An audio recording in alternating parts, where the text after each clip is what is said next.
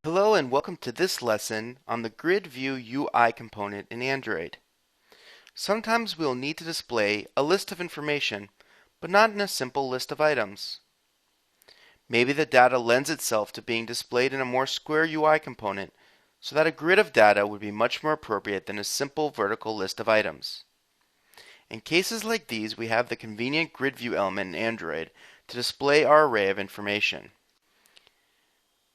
The GridView element is a view group that displays items in a two-dimensional grid that is scrollable for lengthier amounts of data.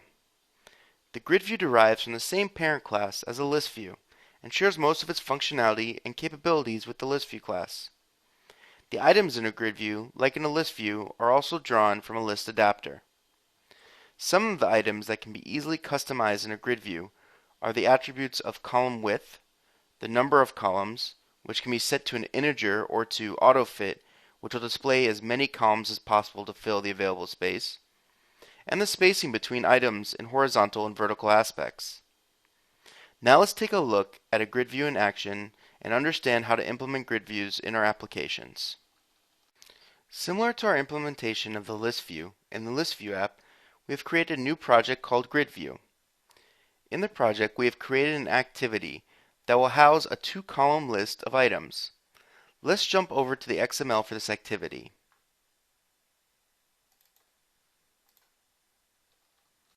We have defined our grid view to match parent for width and height and given it an attribute of numColumns, which is equal to 2. This will construct a two-column grid view, taking up the whole screen of the activity. Now let's take a look at our Java code for this application.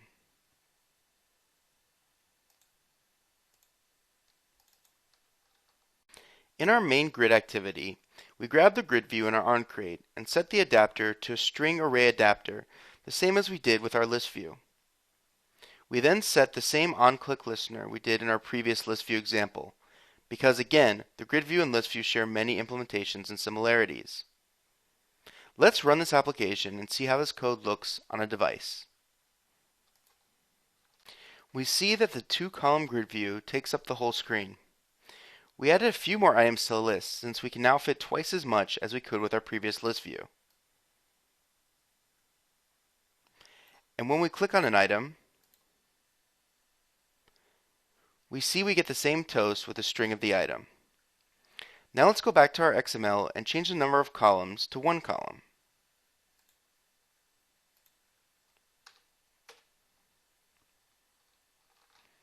Now let's rerun the application. We see when we have set our number of columns to 1, we get something that looks identical to the list view that we've previously seen. This further demonstrates the similarities between a grid view and a list view. Thank you for joining us in this lesson on grid views, and join us in our next lesson where we'll take a look at custom adapters.